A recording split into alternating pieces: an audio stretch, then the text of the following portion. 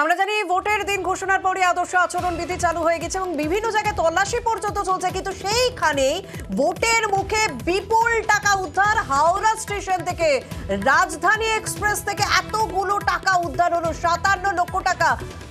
কোথায় যাচ্ছিল এই টাকা, কি জানা যাচ্ছে, বিস্তারিত জানাবেন আমাদের প্রতিনিধি দেবাশিস সঙ্গে রয়েছেন। দেবাশিস, মুখেই দুদিনে পরপর দুদিনে প্রায় 57,000 টাকারও বেশি উদ্ধার হলো হাওড়া স্টেশন থেকে।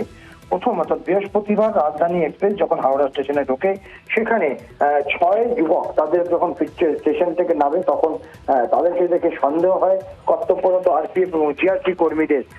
জিআরপিএফ এর পুলিশরা তখন তল্লাশি শুরু করে এবং তাদের ব্যাগ থেকে প্রায় 50,000-এরও বেশি টাকা সেখানে উদ্ধার হয়।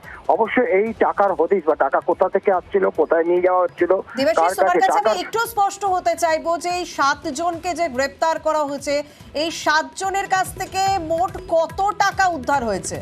একেবারে রাজধানী এক্সপ্রেস থেকে প্রথমে 50,000 এবং আজকে হাওড়া স্টেশন থেকে ভিন রাজ্যে যাওয়ার পথে এক ব্যক্তিকে, হাওড়ার এক ব্যক্তি, তাকে গ্রেপ্তার করা হয়।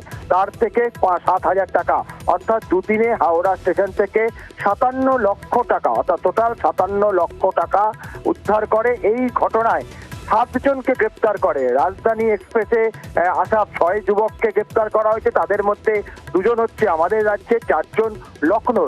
আর আজকে সকালে যাকে গ্রেপ্তার করা হয়, যার কাছ থেকে 7 লক্ষ টাকা পায়, সে হচ্ছে হাওড়ার পিলখানার বাসিন্দা। প্রত্যেকেই কিন্তু এই টাকার সঠিক জায়গা, অর্থাৎ কোথায় যাচ্ছিল, কার কাছে যাচ্ছিল এবং এই টাকা এলো কোথা থেকে, তার সঠিক হদিশ দিতে না পারায় তাদেরকে গ্রেপ্তার করা হয়েছে। তাদেরকে আদালতে তুলে নিজেদের হেফাজতে নিতে চলছে হাওড়া জিআরপি। ধন্যবাদ দেবাশিস।